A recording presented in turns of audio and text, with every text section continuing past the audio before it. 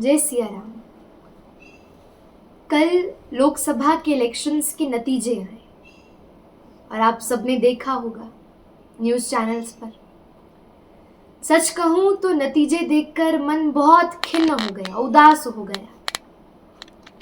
इसलिए अब रहा नहीं गया तो अपने मन के कुछ भाव लेकर आप सबके सामने आ गए। सत्य कहें, हमारे भारत भूमि को इन 10 वर्षों में एक ऐसे व्यक्तित्व की प्राप्ति हुई,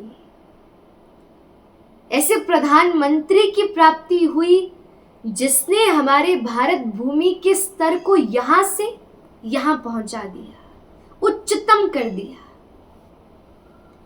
कहीं भी विश्व में चले जाओ और बस इतना कह दो, आई एम इंडियन, और देखिए तब कितनी प्रशंसा होती है उस भारतीय की। अरे जिसके प्रधानमंत्री नरेंद्र मोदी है, आप उस देश के वासी हैं। क्या कमी छोड़ी नरेंद्र मोदी ने?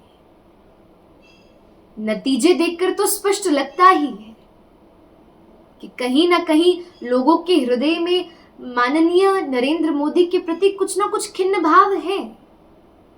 लेकिन किस बात का खिन्न भाव? विधर्मियों ने जब हमारे देश को लूटने का प्रयास किया तो उन्होंने 370 धारा हटा दी, निरस्त कर दी। गलत किया कुछ? जो विधर्मी हमारे देश में आकर आक्रमण करते थे, उन विधर्मियों को उन्हीं के देश में जाकर मारा, सर्जिकल स्ट्राइक करी। गलत किया कुछ? जो आतंकी हमले इतने होते थे, हर दूसरे दिन आतंकी घुसपैठ होती थी, कभी कहीं बॉम्ब ब्लास्ट हो रहा है, कभी कहीं किसी क्राउडी इलाके पर किन्हीं लोगों को मार दिया गया है। आज वो ये सब नहीं हो रहा, तो क्या कुछ गलत हो रहा है? आज एक महिला सुरक्षित होकर रात्रि में भी बाहर से आ सकती है, उत्तर प्रदेश में तो यूं ही घूम सकती है। तो क्या कुछ मोदी ने गलत किया? योगी ने गलत किया? मेरे अनुसार तो कुछ गलत नहीं हुआ। सनातनी जो 500 वर्षों की प्रतीक्षा से बैठे थे, अरे वो कार सेवक, ना जाने कितने कार सेवकों ने अपने प्राण तक दे दिए उस राम मंदिर के निर्माण हेतु। आज जब वो राम मंदिर बना तो हमने ये हमारे माननीय नरेंद्र मोदी जी को उसका उपहार दिया। ये नतीजे लाकर उसका फल हमने उनको दिया कि आपने हमारे लिए इतना बढ़िया एक प्राचीनतम मंदिर बना दिया। सत्य कहे बंधुओं, हिंदू यहां नरेंद्र मोदी की हार नहीं हुई, हम और आप जैसे लोगों की हार हुई है। अपने आप को हिंदू कहते हुए भी शर्म आ रही है कि इतनी संख्या हिंदुओं की होने पर भी हम अपने सनातन को आगे लेकर जाने वाले उस प्रतिनिधित्व को जिता ही नहीं पाए।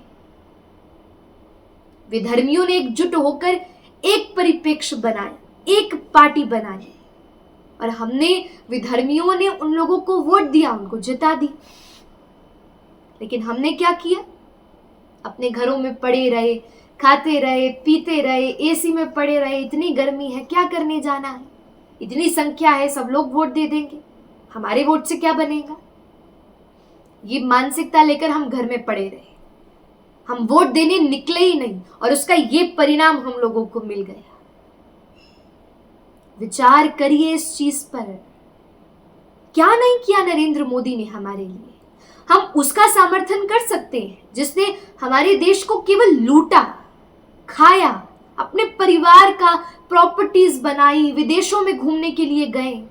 लेकिन हम उसका समर्थन नहीं कर सकते जिसका कोई परिवार नहीं है, जिसका कोई स्वजन नहीं है, जो अकेला है, ऐसी वृद्धावस्था में भी जो 18 घंटे काम करता है।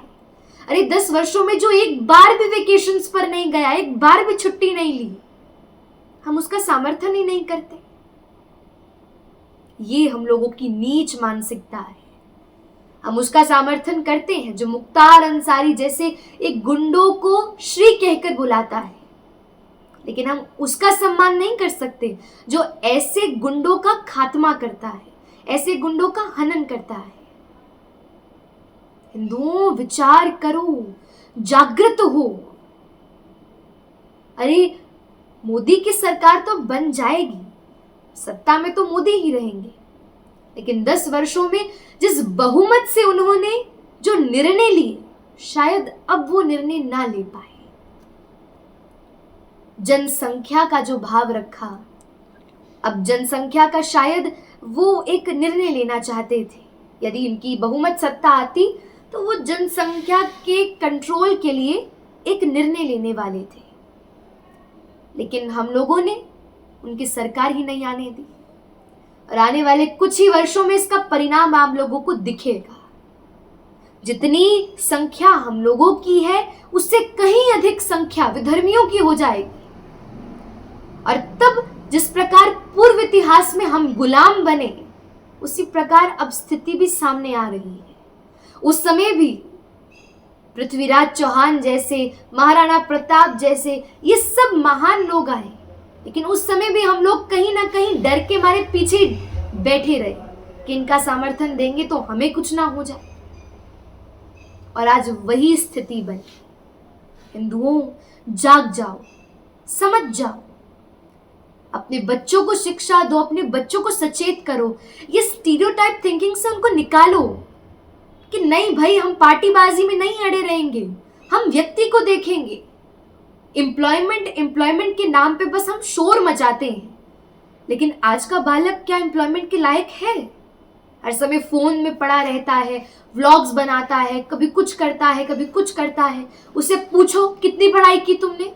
यूं ही चुटपुट पढ़ाई करके बैठा है घर पर, बस एम्प्लॉयमेंट खोज रहा है कि मुझे नौकरी मिले तो सीधे 1 लाख की नौकरी मिले। ऐसा तो संभव है ही नहीं।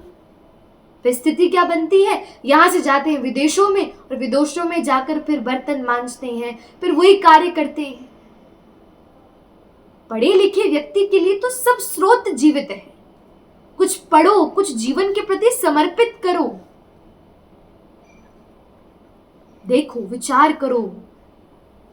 एम्प्लॉयमेंट क्वालिफिकेशन से ही मिलती है, इसलिए अपने जीवन में इस चीज को निश्चित विचारो। अभी तो समय चला गया, लेकिन कालांतर में जब समय आएगा, अपने बालकों को जरूर सचेत करो। इसलिए हिंदुओं, सावधान हो जाओ और निश्चित अपने देश के प्रति राष्ट्र भाव को समर्पित करो। जय सिया राम।